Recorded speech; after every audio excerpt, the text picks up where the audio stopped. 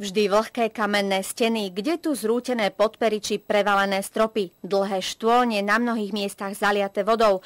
To sú pozostatky po baníckej minulosti juhozápadného Slovenska. Toto je najstaršia činnosť, ktorá sa tu prevádzala. Dochované nálezy na Slovensku sú až 3000 rokov staré, kedy sa tu ťažili rudy.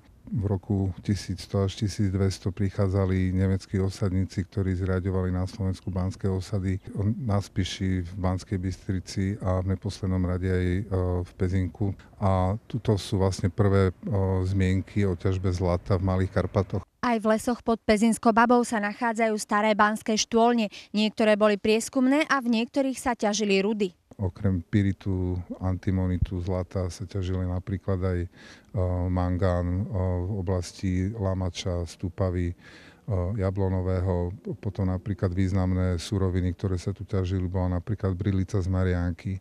Dodnes sú zaujímavé aj mineralogické, aj geologické práve horniny v oblasti Sološnice, Lošomca, kde sú melafíry. Na území Malých Karpat je momentálne registrovaných viac ako 1000 banských diel starých od rôzneho obdobia, od toho stredoveku až po súčasnosť. Donedávna ich navštevovali len netopiere, dnes ich skúmajú a starajú sa o ne montanisti a banícki nadšenci. Na Slovensku pôsobí 25 baníckych spolkov, cechov či bratstiev a spolupracujú aj v celoslovenskom združení.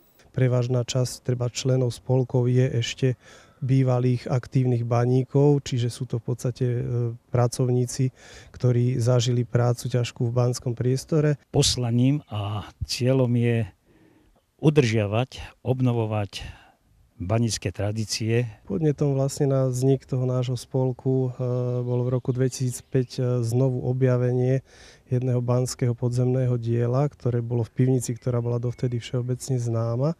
A práve pri jej čistení sa zistilo, že pivnica pokračuje ďalej banským dielom. Jednu z najmladších banských štôlní v Malých Karpatoch vyhlbili iba nedávno, pred 20 rokmi. Tu vidíme aj na tých obrázkoch, že štôlňa je zatopená. Koncom minulého storočia sa hĺbková ťažba v Malých Karpatoch definitívne zastavila. Mnohé banské štôlne však stále čakajú na svoje objavenie a preskúmanie. Jedna z nich nás v Horúčavách osviežila svojim chladom a očarila krásou. Táto štôlňa sa nachádza pod Babou, volá sa Bezmená, je súčasťou prieskumných štôlní z konca 19.